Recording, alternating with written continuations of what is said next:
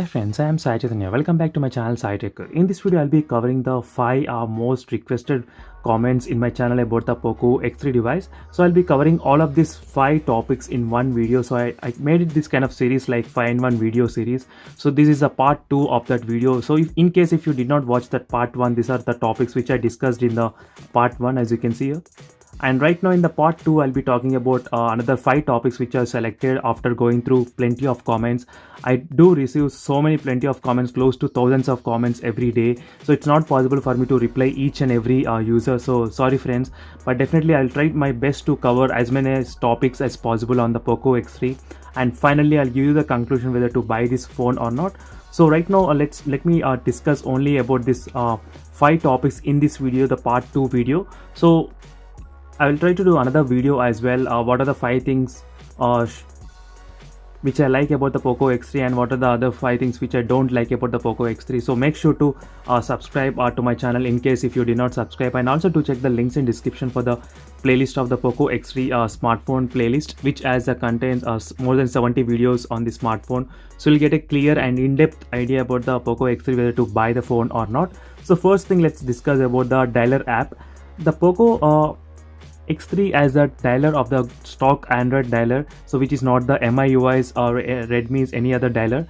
So there won't be any inbuilt call recording application from the dialer application, friends. So that is what another most requested comment. Is there any call recording feature built in with the dialer application? There is no call recording application.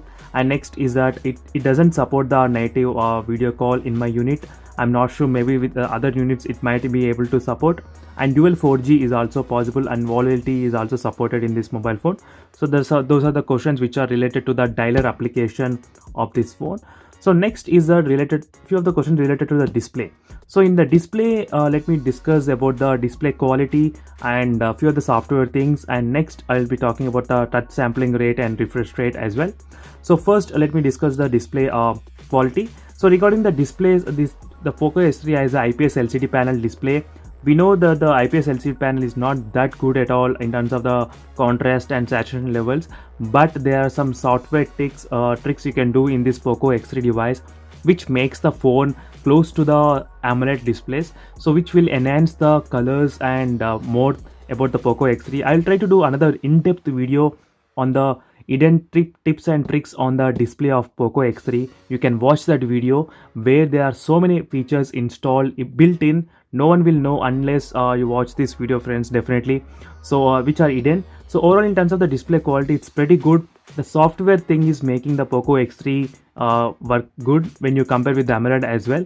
So next is that in terms of the refresh rate, few of the people, they think that there are no games which supports the refresh rate 120 Hz. So that's not true. There are so many games which supports the 120 Hz refresh rate. I did a video on that one as well, so try to check that video in case if you did not watch. I'll try to do so many part 1, part 2, part 3 videos which actually supports the 120 Hz refresh rate as well. So every week or 2 weeks I'll try to do a video on that one.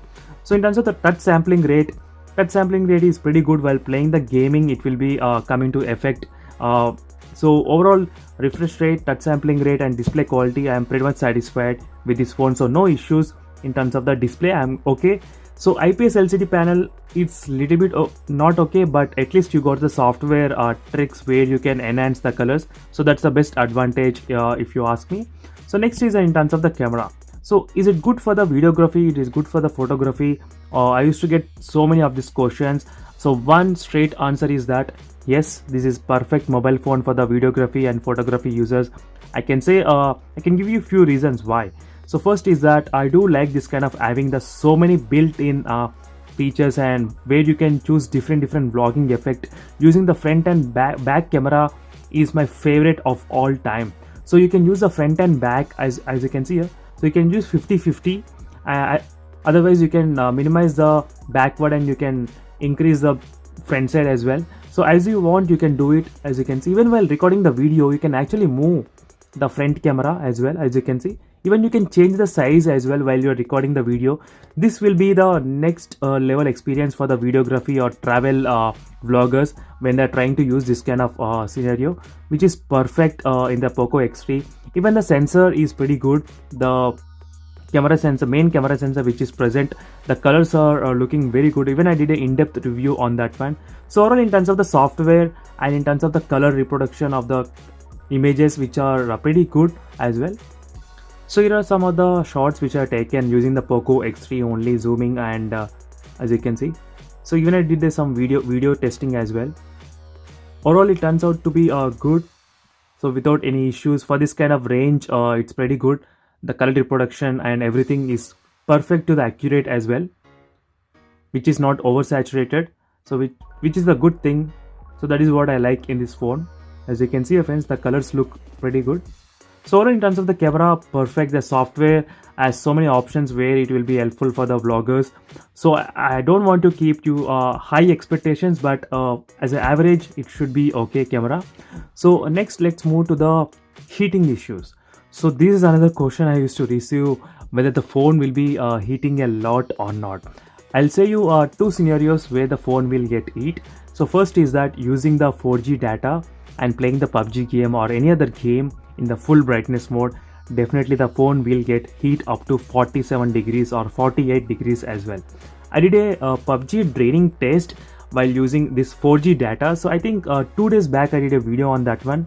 So try to check this video, friends. Here you can understand more about this heating issue in that video clearly.